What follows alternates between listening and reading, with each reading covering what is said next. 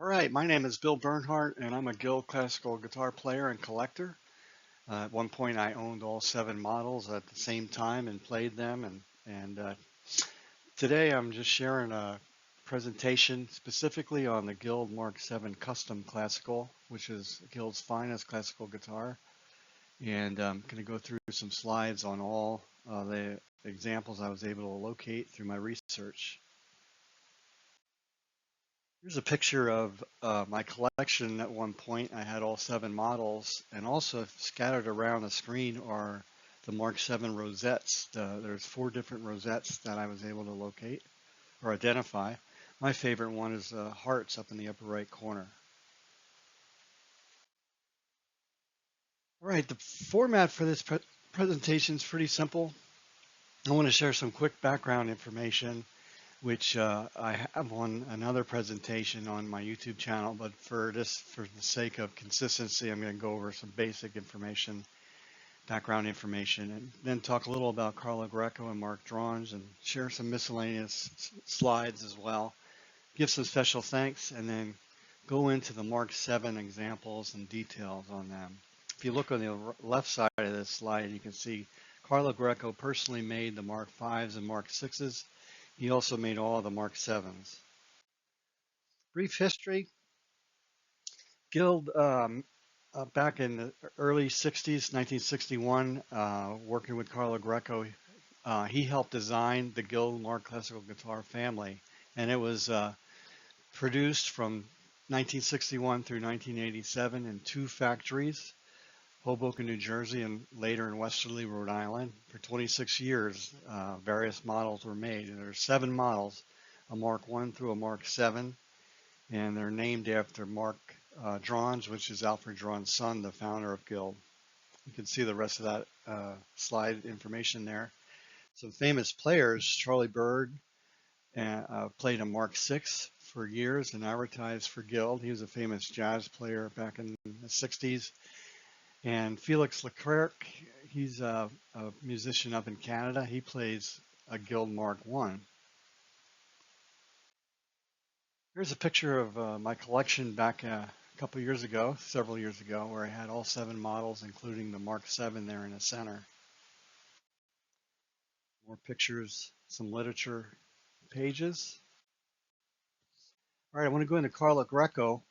Again, he was a famous luthier, started the Guild classical guitar family back in the early 60s. Here he's shown with a Mark VII. CF243 is a serial number. I'll go into that guitar in a little while. But, on the right side is the Mark VII custom brochure for the Mark VII, one of the brochures, and it talks about it being Guild's finest classical guitar, completely handmade. Here's the pictures of Carlo in his shops in New York City as well as in Hoboken. There's also a picture of him here working on a banjo. More pictures of Carlo back in the day. Here's Mark Dronge. Now, I emailed Mark a couple of years ago, back in 2020, about the Mark VIIs, just to try to find out what he knew about them. And he was never fortunate enough to see or hold or play one because he wasn't at the factory at that point anymore. He started his string business, DR Strings, but it's kind of ironic that he never saw a Mark VII. Here he is giving John Lennon from the Beatles a Guild Starfire electric guitar. Another picture of Carlo and myself playing my Mark III back at my younger sister's wedding. And a couple slides on just general information on the, here shows a little chart where I estimate Guild made 13,725 Guild classical guitars over that time span, 26 years, both in Hoboken, New Jersey and Westerly, Rhode Island. And you'll still see Guild classical guitars for sale on eBay, Reverb, Craigslist, Facebook. Most common are the Mark IIs and IIIs. And you can read the rest there. You'll see all of them for sale at one time or another. I only have seen, since this slide, one Mark VII sales listing, which I'll talk about. I had the fun experience so far to play and own 19 different Guild classical guitars. and I made a chart and did some measurements on some of them, and I noticed that the lighter build Hoboken, New Jersey guitars seem to be more resonant, in my opinion. Here's some info on labels, in particular as an example, the Mark III. You can see how the variation in how they wrote the labels. They're either Roman numerals or regular integer or numbers, and abbreviated the mark to an MK or spelled it out depending on who wrote the labels. My favorite label there is in the lower left. It looks like it was ink, an ink pen was used. Here's just a quick slide showing the labels from the 60s, the late 60s, where they had a convention where they used a CA and then a number for the Mark I, a CB and then a number for the Mark II, and following that, CC for a Mark III, CD for a Mark IV, a CE for the V, and the CF for a Mark VI, also a Mark VI artist special, a Mark VII artist special, and in some cases a Mark VII as well, and then they also migrated to a CG for the Mark VII on a couple examples. Here's just a picture again of Guild classical guitars that I particularly own. I'm up to 19 so far. Special thanks. I want to give thanks to all the Guild classical guitar Mark VII owners that shared pictures with me and information on their guitars, so that fill out this presentation to get all the Mark VII information on one slide or one presentation, so everybody can learn more about them. So I thank them especially, and also some other folks here. You can check the Guild guitar book out from Hans Moos and some web pages there, Let's Talk Guild, and the unofficial Martin Guitar Forum for information also. So thanks to those owners especially. Starting with the examples now, I've identified 12 different examples, but one owner wrote this little paragraph, which I thought was interesting. He actually owned two different Guild Mark VIIs at one time, and he ranked the playability of those guitars right up with a Hauser or a Fleta, which is pretty incredible since he actually played both of those as well. So take it from one owner about the quality of the Mark VII.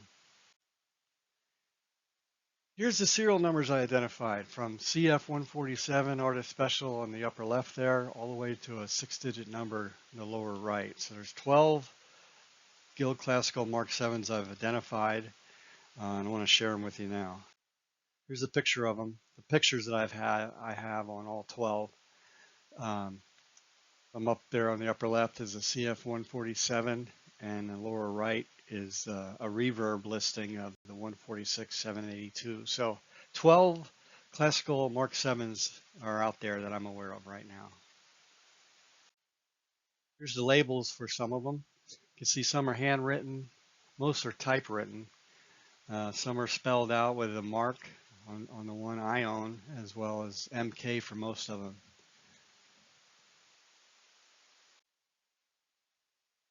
Here's the rosettes. As I said earlier, there's 4 different rosette styles. My favorite's the hearts there on the upper right corner or the lower left corner. There's also the the Artist Specials that have a similar rosette. And then the custom CF202 starts the heart rosettes. And then after that, there's some other type of rosette. What's interesting on this slide is I also found a 64 Mark V with the same heart rosette, which is kind of unusual, and also a 69 Mark III that had a rosette similar to the Artist Specials. Here's the picture of all the bridges, just to show the tie blocks. Some of the tie blocks look like Mark VI tie blocks, and then the rest are from the CF202 custom on down. They have an ivory perimeter, and then the abalone or pearl inlay is noted there. Tuners. The tuners are probably the most talked about item on the Mark VIIs because Carlo Greco ordered 12 of these tuners from what I've read, and some people call them the Landstorf store for tuners or land store for style, I read that they were a Van Gent 37 millimeter tuner. And here you can see pictures of most of the models, or pictures of the ones I was able to obtain for all the Mark 7s from the Artist Special down. Okay, now I'm going to go into each example in particular. I'm starting with the CF147, which is the Artist Special. It's the spruce top. The unofficial Martin Guitar Forum and Let's Talk Guild website talk a little more about this guitar. The owner of this guitar also had another Mark 7 at one point. So this is an owner that had two Mark 7s as well as another owner that had two Mark 7s. And I now have two Mark 7s. So there was three owners that had Mark 7s, two of them at the same time. But anyway, this is the spruce top example of the CF147. Here's some more pictures of it. The tuners, the labels, the rosette. You can see the back a little bit there. Beautiful guitar. It's a handwritten label, and there's a story about that you can read about. This one has, it looks like a Mark 6 neck with that maple skunk stripe up the neck. But here you can see the backs and sides of that beautiful Brazilian rosewood. You can read about it here. Hans Moos wrote some information on this one. It ended up to be a Mark 7 Artist Special. Following next is the CF188, a similar era, a spruce top with the beautiful Brazilian rosewood back and sides, and there you can see the tuners and the typewritten label. More pictures of the rosette and the label there and the tie block on the bridge. Again, this looks like a Mark 6 tie block, but it's a Mark 7 Artist Special. Here's CF194. These are the only pictures that I have of this one. And here the owner talks about how he had it and he was taking it in back then to see Carlo Greco about it. So Carlo looked at this guitar again and talked to the owner about it back then. But again, it looks like a spruce top with a Brazilian rosewood back and sides. Here's the Mark 7 Custom CF202. Now this guitar I think is the nicest of the Mark 7s. Just a beautiful example. Spruce top and the Brazilian rosewood again here. And some more pictures of the back and neck. There you can see it's a custom made neck. It says custom in the label, Mark 7 Custom. This is the only one that does that. CF202. The heart rosette again, and the story about how this owner got this guitar. He got it in the early 70s and he still has it to this day. Beautiful guitar. Some more pictures of it, the tuners and the backs and sides there. You can see the special tuners that were used. Here's a Mark 7 CF210. Now this guitar does not have a label, but I assume it's CF210 because I read about a CF210 being part of the family of Mark 7s, and this owner got this several years ago, contacted me about it, and we've been talking back and forth, and he allowed me to use these pictures. You see the back of it here is Brazilian rosewood, has the custom neck there, and he talks about how he got it on an online auction. Here's some pictures more of it, the CF210. I asked him to take a picture of the transverse bar, which you can see there in the center picture. All the Mark 7s have this transverse bar, which is similar to a Ramirez 1A design. His has the heart rosettes as well as the tuners, as you can see as well. All right, here's the CF211. This is one that I own. You can see it's a spruce top, very similar to the CF210. This guitar, the CF211, has a burn spot you can see on the front lower bout. I'll talk a little bit about that. Here's the back of it. Beautiful Brazilian rosewood again. some interesting information on this guitar. The label was floating around inside. Apparently, Gil didn't glue their labels very well, because that happens sometimes across the whole family of Gil classicals. Uh, but anyway, this one, the label was found inside, and they re-glued it. You can see it as an ink stamp on the Spanish foot as well. CF211. Some more pictures of it. You can see when I got it, the label came that way. It was destroyed. The owner that I bought it off of thought maybe a silverfish or some kind of insect got into the case and started chipping away at the label. But you still can see the Roman numerals for the 7 and two integers, 2 to 11 there. Plus, it's marked on the Spanish foot as well. You can see the transverse bar there on the right picture. And Hans Moos identified this car. He handled this one. He says it's from 1970, and he talked about the weird spot there, that burn spot. And on the treble side, the tuner gears were replaced, which is how I have it. Another little bit about it, the CF211, the ink stamp or the heat stamp on the strip in the center was double stamped. So you see the Guild G is double stamped there on this particular guitar. This is a wonderful guitar to play. All right, now I'm going into the CF242. This guitar was repaired. I saw this one for sale on, I believe, a Goodwill website, and the owner refurbished it. As you can see, this is a refurbished pictures. You can see on the left there, it did have a pickguard on it, which I'll show you.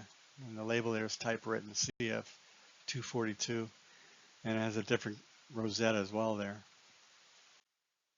Here's the picture lower right there of the Mark VII before its repairs. And can you imagine seeing this on a Goodwill website, a Mark VII on a website for sale? So happy I lost a bid, but I'm so happy that the owner that made the bid got it repaired. And you can see the pictures of it being repaired and some story of it there. That's the CF242. Here's next to it, CF243. Again, a beautiful example. Spruce top. The bridge there, you can see the handmade neck and the Brazilian rosewood back and sides. And the owner here shares some pictures and a story at the end here. But again, you can see the Brazilian rosewood, the spruce top. And this guitar came with no tuners, so the owner had to get new tuners put on, as you can see in this statement. But he talks about the Brazilian rosewood here being from a 200-year-old log Carlo Greco purchased. He also used this same wood on all the Mark 7s, maybe some Mark 6s too, I don't know. And also John Denver's 12-stringer, and I believe even Paul Simon's F30. I can't prove that, but it's from the same vintage, special Brazilian rosewood as well. But here's also the solid lining on the bottom. All the Guild Mark 7s have that lining. This is the only picture I have of the CF244, but you can see it's the same rosette as the CF242 and 243. It was built around 1971. Here's Mark 7 CG101. I own this one. This is the nicest of the two Mark 7s I have as far as condition, but it has some loose braces I have to repair. But again, spruce top, longer scale, and you can see the picture of the beautiful Brazilian rosewood back and sides here. Just a wonderful guitar. There's some pictures of the transverse bar inside it, the tuners, a label. This is the only label that's typed out Mark and then Mark 7 CG101. So it is estimated that this was made around 1968 from what I'm told. But again, beautiful guitar, very cool. Here's Mark 7 CG104. I have several pictures of this, the front and the back. This the owner of this guitar, his father played this one, and the label's handwritten, so It looks like a CG, could be a CF. I don't know why it's so weird to look at there, but CG 104 is what it is. You can see the same rosette as a CG 101, a tie block.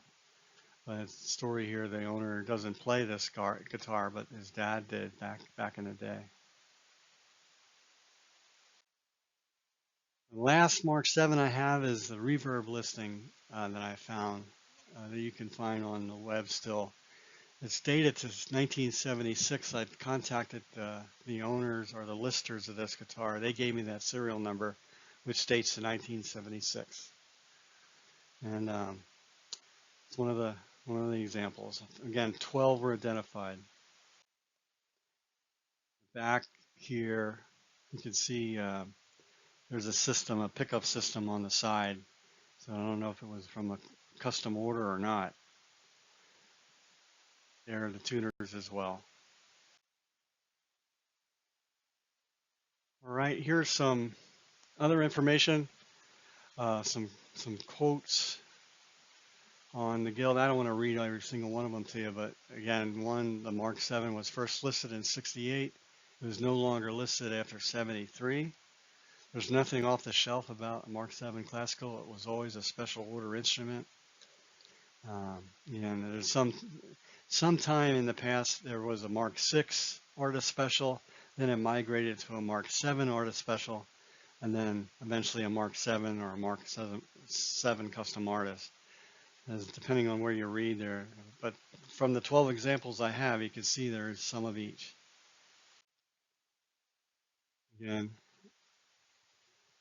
some information there, some quotes. And that's it. I just want to thank you all for staying with me and listening to this presentation. And I hope you got something out of it. Thanks a lot.